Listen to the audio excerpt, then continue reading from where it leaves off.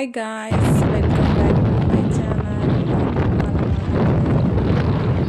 ಇವತ್ತಿನ ಬ್ಲಾಗ್ ಏನಪ್ಪ ಅಂದರೆ ಗುಂಬ್ಲಾಪುರ ಗೌರಮ್ಮ ದೇವಸ್ಥಾನಕ್ಕೆ ಹೋಗ್ತಾ ಇದ್ದೀರಿ.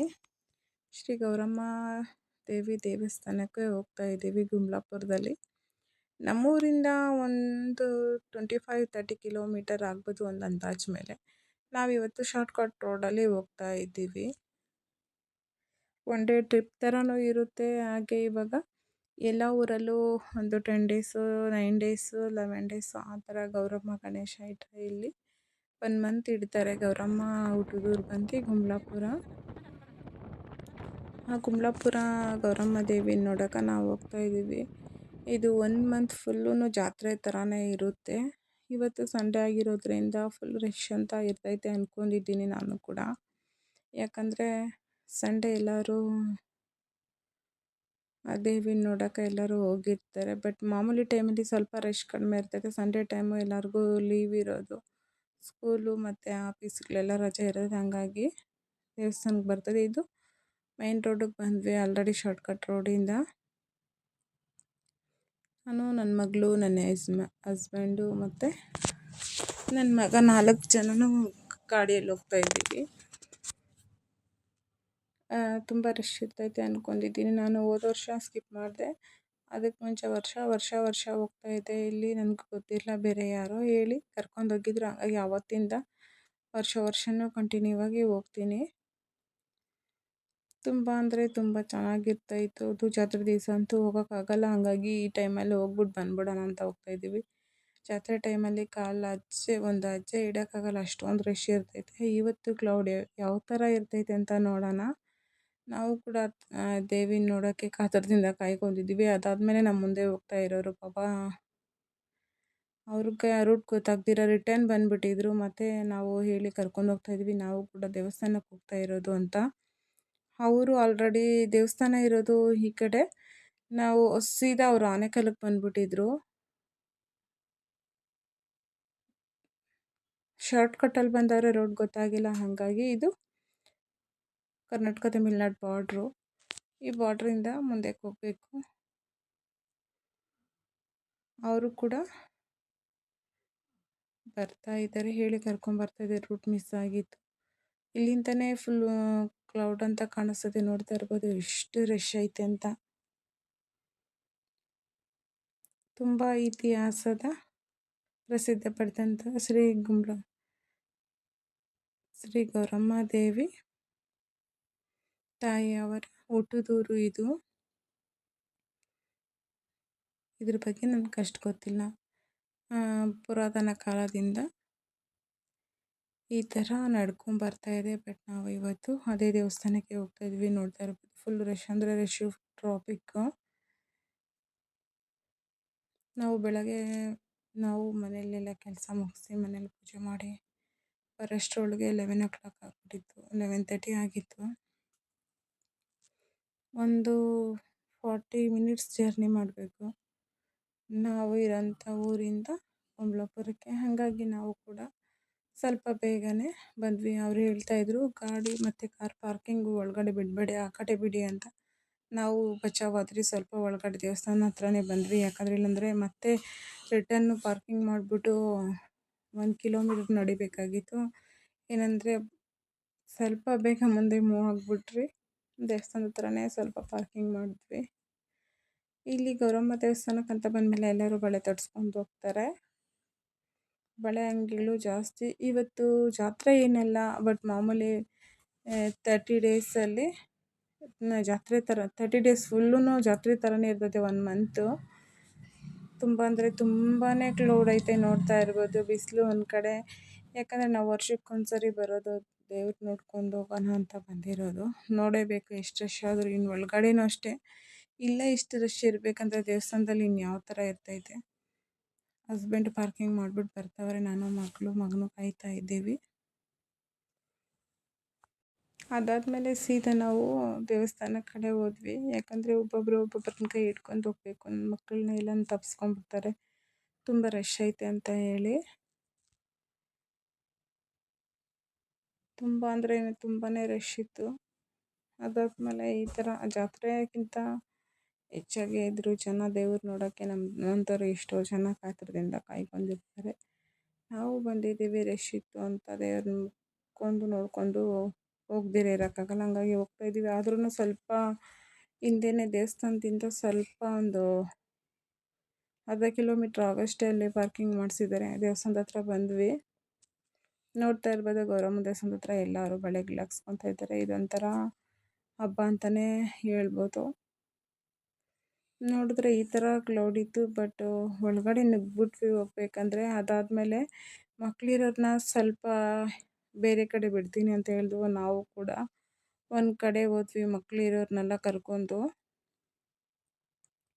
ಅಲ್ಲಿ ಹೋಗಿದ ತಕ್ಷಣ ಪೇರೆಂಟ್ಸು ಏನಂದರೆ ಮಕ್ಕಳಿಲ್ಲ ಅಂದಿದ್ದರು ಅಲ್ಲಿ ನುಗ್ತಾರೆ. ಅವರು ಬೈತಾಯಿದ್ರು, ಮಕ್ಕಳಿರೋರು ಮಾತ್ರ ಬರ್ರಿ, ಮಿಕ್ಕಿರೋರು ಆ ಕಡೆ ಬನ್ನಿ ಅಂತ. ಅದಾದಮೇಲೆ ನಾವು ಕೂಡ ಈ ಗೌರಮ್ಮ ತಾಯಿನ ನೋಡಿಕೊಂಡು ನಮಸ್ಕಾರ ಹಾಕ್ಕೊಂಡ್ವಿ. ಅದಾದಮೇಲೆ ಒಳಗಡೆ ದೇವಸ್ಥಾನಕ್ಕೆ ಫುಲ್ಲು ರಶ್ ಅಂದರೆ ರಶ್ಶು. ನಾವು ಬೊಬ್ಬೆ ಹೊಡೆದು ಬಂದ್ವಿ ಒಳಗಡೆ. ಅದಾದಮೇಲೆ ಯಾರು ಫೋಟೋ ತೆಗಿಬಾರ್ದು ಅಂತ ರೂಲ್ಸು, ಆದರೂ ಬಿಡ್ತೀವ ನಾವು. ನೋಡ್ತಾ ಇರ್ಬೋದು ದೇವ್ರನ್ನ, ಶ್ರೀ ಗೌರಮ್ಮ ದೇವಿ ತಾಯಿ ಅವ್ರನ್ನ. ವಿಡಿಯೋ ಮತ್ತು ಫೋಟೋ ತೆಗಿಬಾರ್ದು ಅಂತ ಹೇಳಿದ್ರು, ನಾವು ಬಿಡ್ತಾ ಇಲ್ಲ. ಯಾಕಂದರೆ ನಮ್ಮ ಫಾಲೋವರ್ಸು, ನಮ್ಮ ಸಬ್ಸ್ಕ್ರೈಬರ್ಸು ನೋಡಲಿ, ಅವ್ರಿಗೂ ಒಳ್ಳೆಯದಾಗಲಿ, ಅವರು ಕೂಡ ಈ ವ್ಲಾಗ್ ಫುಲ್ಲು ನೋಡಲಿ, ದೇವ್ರು ಅವ್ರಿಗೂ ಒಳ್ಳೇದು ಮಾಡಲಿ ಅಂತ ನಾನು ಕೂಡ ಈ ಕ್ಲಿಪ್ಪಿಂಗ್ಸ್ ತೆಗಿತಾ ಇದ್ದೀನಿ. ಬೈದರೆ ಬೈಕೊಳ್ಲಿ ಅಂತ. ಯಾಕಂದರೆ ಕ್ಲೌಡ್ ಆಗುತ್ತೆ. ಫೋಟೋ ತೆಗಿಯೋದಕ್ಕೆ 2-3 ನಿಮಿಷ ತಗೊಂಡ್ರೆ ಪಾಪ ಹಿಂದೆ ಬರೋರು ರಶ್ ಆಗುತ್ತೈತೆ. ಹಂಗಾಗಿ ಅವರು ಯಾರಿಗೂ ಫೋಟೋ ಅವೆಲ್ಲ ತೆಗಿಯೋಕ್ಕೆ ಬಿಡ್ತಾಯಿಲ್ಲ. ಅದಾದಮೇಲೆ ನಮ್ಮ ಹಸ್ಬೆಂಡು ಕ್ಯೂವಲ್ಲಿ ಬರ್ತವ್ರೆ. ನಾವು ಆಲ್ರೆಡಿ ಸ್ಪೆಷಲ್ ಕ್ಯೂವಲ್ಲಿ ಬಂದಿದ್ದಾಯಿತು. ಮಕ್ಕಳನ್ನೆಲ್ಲ ಕರ್ಕೊಂಡು ನಾನು ಕೂಡ ದೀಪ ಹಚ್ಚಿ ಮತ್ತು ಪೂಜೆ ಮಾಡಿಸಿ ದೇವ್ರನ್ನ ಪ್ರಾರ್ಥನೆ ಮಾಡ್ಕೊಂಡು ಸೀದಾ ಹೊರಗಡೆ ಬಂದು ಕಾಯ್ಕೊತಾ ಇದ್ದೀವಿ. ನೋಡಿ, ಈ ಥರ ಎಲ್ಲರೂ ಬಾಗಿನ ಕೊಡ್ತಾ ಇದ್ದಾರೆ. ಯಾಕಂದರೆ ಈ ಕುಂಬ್ಳಪುರ ಊರು ಹೆಣ್ಮಗಳು ಗೌರಮ್ಮ ತಾಯಿ, ಹಂಗಾಗಿ ಎಲ್ರೂ ಬಾಗಿನ ಕೊಡ್ತಾ ಇದ್ದಾರೆ. ಅವ್ರವ್ರ ಶಕ್ತಿಗೆ ತಕ್ಕಂಗೆ ಕೊಡ್ತಾ ಇದ್ದಾರೆ. ಅದಾದಮೇಲೆ ಹಸ್ಬೆಂಡ್ ಬರಲಿ ಅಂತ ವೈಟಿಂಗ್ ಮಾಡ್ತಾಯಿದ್ವಿ. ನಾವು ಒಂದು ಸ್ವಲ್ಪ ಪ್ರಸಾದಕ್ಕೆ ವಿತ್ತು ಗಿವಲ್ಲಿ. ಅಷ್ಟರೊಳಗೆ ಹಸ್ಬೆಂಡು ಕೂಡ ಬಂದರು ಪ್ರಸಾದ ತಗೊಂಡು. ಹೊರಗಡೆ ಹೋಗೋಣ, ಅಷ್ಟೊಂದು ರಶ್ ಇತ್ತು. ತುಂಬ ಅಂದರೆ ತುಂಬಾ ರಶ್ ಇತ್ತು. ಮಕ್ಕಳನ್ನ ಕರ್ಕೊಂಡು ಹೋಗೋಕ್ಕೆ ಕಷ್ಟ ಅನಿಸ್ಬಿಡ್ತು. ಯಾಕಂದ್ರೆ ಅಲ್ಲಿ ತುಂಬ ಸೆಕೆ, ಬಿಸಿಲು, ಒಂದು ಕಡೆ ಜನಗಳಿರೋದು ಗ್ಯಾಪೇ ಜಾಸ್ತಿ ಆಗ್ತಾ ಇರ್ತೈತೆ. ಏನು ಮಾಡೋಕ್ಕೋಗಲ್ಲ. ಯಾಕಂದರೆ ನನ್ನ ಮಕ್ಕಳು ಕೂಡ ದೇವ್ರು ನೋಡಬೇಕು ಅಲ್ಲ, ಎಲ್ಲೂ ಬಿಟ್ಬಿಟ್ಟು ಹೋಗೋಕ್ಕಾಗಲ್ಲ. ಹಂಗಾಗಿ ಅವ್ರಿಗೋಸ್ಕರನೇ ನಾವು ಹೋಗೋದು. ಸೀದಾ ನಾವು ಜಾತ್ರೆ ಎಲ್ಲ ಮುಗಿಸ್ಕೊಂಡು ಬಂದ್ವಿ. ಕಳ್ಳಪುರಿ ಒಂದು ಸ್ವಲ್ಪ ತಗೊಳ್ಳೋಣ, ಹಾಗೆ ಐಸ್ ಕ್ರೀಮ್ ತಿನ್ನೋಣ ಅಂತ ಕಳ್ಳಪುರಿ ಒಂದು ಸ್ವಲ್ಪ ತಗೊಂಡು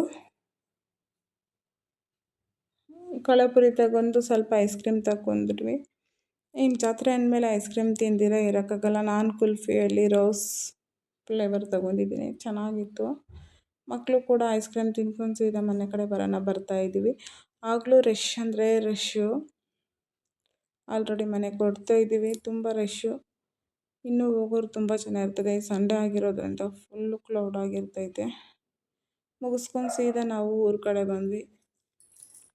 ನಾನು ಯಾವುದೇ ರೀತಿ ಇಲ್ಲಿ ಜಾಸ್ತಿ ಎಡಿಟಿಂಗ್ ಮಾಡೋಕ್ಕೆ ಹೋಗಲ್ಲ, ಮತ್ತು ಫಿಲ್ಟ್ರೆಲ್ಲ ಆ್ಯಡ್ ಮಾಡಲ್ಲ. ನಾನು ಏನು ನ್ಯಾಚುರಲ್ ಏನಾಯಿತೋ ಅದೇ ನಾನು ಅಪ್ಲೋಡ್ ಮಾಡ್ತೀನಿ ವಿಡಿಯೋ. ಯಾಕಂದರೆ ನನಗೆ ಎಡಿಟಿಂಗ್ ಮಾಡೋಕ್ಕಂತೂ ತುಂಬ ಬರೋದು ಇಲ್ಲ. ಇನ್ನು ಫಿಲ್ಟರ್ ಅಂತ ಅವು ಇವು ಏನು ಯೂಸ್ ಮಾಡಲ್ಲ, ಇರೋದು ನ್ಯಾಚುರಲಾಗಿ ವಿಡಿಯೋ ಹಾಕ್ತಾಯಿದ್ದೀನಿ. ನಾವು ಸೀದಾ ನಮ್ಮೂರ ಕಡೆ ಬಂದ್ವಿ. ನಮ್ಮೂರಲ್ಲಿ ಸ್ವಲ್ಪ ಟ್ರಾಫಿಕ್ ಆಗ್ತಾಯಿತ್ತು. ಯಾಕಂದರೆ ಇವಾಗ ದೇವಸ್ಥಾನ ಕುಂಬ್ಳಪುರಕ್ಕೆ ಹೋಗೋರು ಸ್ವಲ್ಪ ರಶ್ ಆಗ್ತೈತೆ. ಹಂಗಾಗಿ ಸ್ವಲ್ಪ ಟ್ರಾಫಿಕ್ ಆಗ್ತಾಯಿತ್ತು ಅಲ್ಲಲ್ಲೇ. ಅಲ್ಲಿ ಕೂಡ ನಮ್ಮೂರಲ್ಲಿ ಆನೇಕಲ್ಲಲ್ಲಿ ಗಣೇಶ ವಿಸರ್ಜನೆಗೆ ಡ್ರಮ್ಸು ಮಾಡ್ತಾಯಿದ್ವು. ನನ್ನ ಮಗನೂ ಡ್ಯಾನ್ಸ್ ಆಡ್ಕೊಂಡು ಸೀದಾ ಆ ಕಡೆ ಬರ್ತಾಯಿದ್ದ. ಏನಂದ್ರೆ ಅಲ್ಲಿ ಟ್ರಾಫಿಕ್ ಆಯಿತು. ಅಲ್ಲೂ ಕೂಡ ಒಂದು ಸ್ವಲ್ಪ ವಿಡಿಯೋ ಕ್ಲಿಪ್ಪಿಂಗ್ಸ್ ತೆಗೆಸ್ಕೊಂಡು ಬರ್ತಾಯಿದ್ದೀನಿ. ಆಲ್ರೆಡಿ ಈ ಗಣೇಶ ವಿಡಿಯೋ ನಾನು ಶಾರ್ಟ್ ವಿಡಿಯೋದಲ್ಲಿ ಹಾಕಿದ್ದೀನಿ ನೋಡಿ. ಈ ಥರ ಸೆಟ್ಟಿಂಗ್ಸ್ ಮಾಡಿದರು ಆನೇಕಲ್ಲಲ್ಲಿ. ತುಂಬ ಚೆನ್ನಾಗಿತ್ತು ಅದು ಸೆಟ್ಟಿಂಗ್ಸು ಮತ್ತು ಡೆಕೋರೇಷನ್ ಎಲ್ಲ. ಇವತ್ತು ಗಣೇಶ ವಿಸರ್ಜನೆ ಮಾಡೋದ್ರಿಂದ ಡ್ರಮ್ಸ್ ಎಲ್ಲ ಫುಲ್ ಜೋರಾಗಿತ್ತು, ಗ್ರ್ಯಾಂಡಾಗಿ. ಅದಾದಮೇಲೆ ನಾವು ಟ್ರಾಫಿಕ್ ಇತ್ತಂತ ವಿಡಿಯೋ ತೊಗೊಂಡು ಸೀದಾ ನಾವು ಮಾರ್ಕೆಟ್ಗೆ ಹೋಗ್ಬೇಕಾಗಿತ್ತು. ಮಾರ್ಕೆಟಲ್ಲಿ ಹೋಗಿ ಒಂದು ಸ್ವಲ್ಪ ಹಣ್ಣು ತರಕಾರಿ ಮತ್ತು ಹೂವು ಎಲ್ಲ ಬೇಕಾಗಿತ್ತು. ಹಂಗಾಗಿ ನಾವು ಕೂಡ ಮಾರ್ಕೆಟ್ಗೆ ಹೋಗ್ತಾ ಇದ್ದೀವಿ. ಸ್ವಲ್ಪ ಸಂಡೇ ಆಗಿರೋದ್ರಿಂದ ರಶ್ಶು, ಟ್ರಾಫಿಕ್ಕು. ಇಲ್ಲೂ ಕೂಡ ಒಂದು ಗಣೇಶ ಇಟ್ಟಿದ್ದಾರೆ ಮಾರ್ಕೆಟಲ್ಲಿ, ತುಂಬ ಚೆನ್ನಾಗೈತೆ. ಇದು ಏರಿಯಾದಲ್ಲಿ ಗಣೇಶ ಇಟ್ಟಿರ್ತಾರಲ್ಲ, ನೋಡೋಕ್ಕೆ ಒಂಥರ ಚೆಂದ. ಇದು ಮಾರ್ಕೆಟಲ್ಲಿ ಇಟ್ಟಿರೋಂಥ ಗಣಪತಿ ನಮ್ಮ ಆನೇಕಲ್ಲಲ್ಲಿ. ನಾನು ಕೂಡ ಮಾರ್ಕೆಟ್ಗೆ ಹೋಗಿ ಸ್ವಲ್ಪ ಫ್ರೂಟ್ಸ್ ತೊಗೊಂಡು, ಹಾಗೆ ವೆಜಿಟೇಬಲ್ಸ್ ತಗೊಂಡು, ಸ್ವಲ್ಪ ಹೂವು ತಗೊಂಡು ಸೀದಾ ಮನೆ ಕಡೆ ಹೊರಡ್ತಾ ಇದ್ದೀವಿ. ಇವತ್ತಿನ ಬ್ಲಾಗ್ ಇಷ್ಟ ಆಗಿತ್ತು. ಇನ್ನೂ ಯಾರು ನನ್ನ ಚಾನಲ್ ಸಬ್ಸ್ಕ್ರೈಬ್ ಮಾಡ್ಕೊಂಡಿಲ್ಲ, ಬೇಗ ಹೋಗಿ ಸಬ್ಸ್ಕ್ರೈಬ್ ಮಾಡ್ಕೊಳ್ಳಿ. ಹಾಗೆ ಬೆಲ್ ಬಟನ್ ಒತ್ತೋದು ಮರಿಬೇಡಿ. Thank you for watching. Love you all. Next ವ್ಲಾಗಲ್ಲಿ ಸಿಗೋಣ. ನಾನು ಇಷ್ಟೊಂದು ವ್ಲಾಗು ಕಂಟಿನ್ಯೂ ಮಾಡ್ತಾಯಿದ್ದೀನಿ, ಬಟ್ ಯಾರು ಸ್ಕಿಪ್ ಮಾಡಿದೆ ಈ ವ್ಲಾಗ್ ಫುಲ್ಲು ನೋಡಿ. ಇದೇ ಥರ ನನಗೆ ಸಪೋರ್ಟ್ ಮಾಡ್ತಾಯಿರಿ. ಇಷ್ಟ ಆಗಿದ್ರೆ ಲೈಕ್ ಮಾಡಿ, ಶೇರ್ ಮಾಡಿ, ಕಮೆಂಟ್ ಮಾಡಿ. Thank you for watching. Love you all. Bye.